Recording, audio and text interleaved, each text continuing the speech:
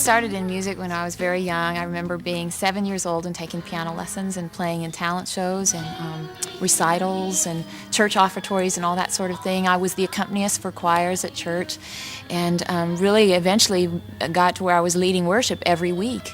And so that meant stretching myself to sing and to write and express. I remember singing my first solo to an Amy Grant track. It was the song Jehovah. His touch is always there to see you through. The last couple of years I've just continued to keep a pretty busy concert schedule, and I just love the road work. I love being out there where God uses music in real people's lives. I sing a lot of women's conferences and that kind of thing, and I'm home during the week being a wife and a mom, so all of that's my real job, you know. But then in recording, too, I've been working on my new record. It was 97 that we did What Matters Most. It was 99 that we did the worship record, There's Joy in the Lord. And so this is the first time in a good while that I've been able to do a collection of all new material. And so you can imagine how excited I am to be able to give some new songs that reflect just a growth musically, spiritually, and all of the above. Who you are is what you are when no one else is looking, and honesty is telling me the truth. Are you who you say you are? Are you who you say you are? It was great this time around being able to work as much as we did with Cheri Keaggy, and he's my husband's uncle, which makes me a niece by marriage. It was awesome to be able to take songs over to his house and watch him work his magic at his home studio. He did a lot of guitar work on, I want to say probably 6 or 7 of the tracks. I love Cheri. I think she's really a gifted young lady, a wonderful Christian, and she really does minister to people's hearts. She lifts people's hearts, and she shines with Jesus, and it's all through this album. It's just a delightful album to listen to. I'm really proud to be a part of it.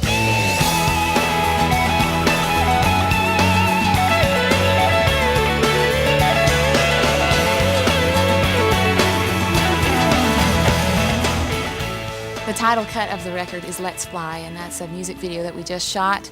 And I love the lyric because it's an important message. It's reminding the body of Christ of the importance of storing our treasures in heaven and not chasing after the things that would distract us in this world. It's easy to get caught up in that, but to remember to look at life with that eternal perspective, that the things we do now can sow seeds for eternity. To the sky, where the birds fly, you and I are stolen treasures on the other side. Let's fly, to the sky, where the clouds roll by.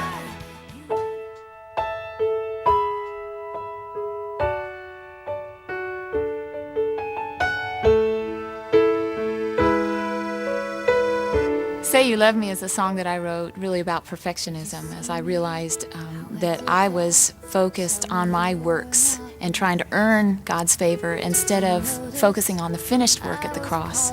And so I've grown a lot in that area, and as I've sung this song in concert over the last year or so or more, it's been amazing to see the response of the people when I talk with them afterwards. It seems like they're relating to that tendency towards perfectionism and legalism, so I can't wait to get it out there.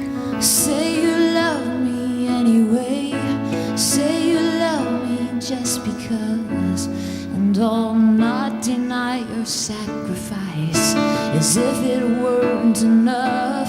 Say you love me anyway, even if I fall from grace. Say you will, say you still, say you love. I especially like a song on the record called I Like. Get it? Anyway, to me, the song is just about the joy of being in the presence of the Lord. You know, there's so many things that we do, and even things that we do for the Lord, but how He longs when we'll just enjoy His presence, just be still and know that He is God.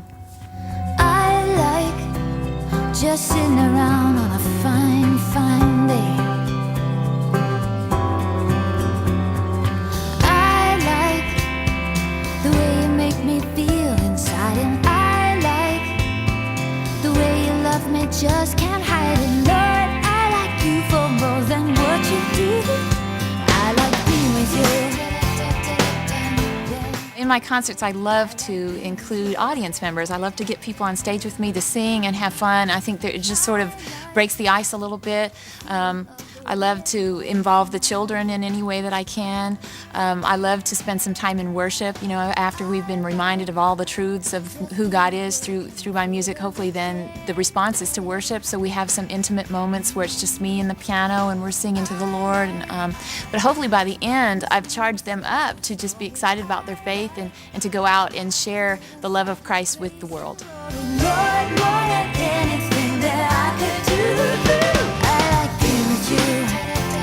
Hey. Just this past weekend, I was singing at a worship conference in New Mexico, and a young girl came up to me, maybe 14, really sweet, and she said she loves to sing, and she asked me, how did you know you were called for music? And my response to her was, early on, I couldn't say with a lot of confidence, God has sent me out to do music, but as I believe sometimes that God confirms your calling through people. And so as I began to get feedback and response from God's people, I began to see this must be what God has for me. So yes, I do feel very called. The glory of your presence here, the cares of this world disappear. The Lord impresses me so much with His faithfulness. I can be off to the left or off to the right or whatever, and I come back and I see that He's still there and with open arms. So I appreciate so much His faithfulness. I appreciate that He's a deep ocean. That as I've walked with the Lord for all these years, I know that I've barely scraped the surface of what He has for me, and I just want to go deeper and deeper and deeper. I like to refer to myself as a student of the Word, and that the Lord is my teacher with a capital T, and I'm forever His student. Come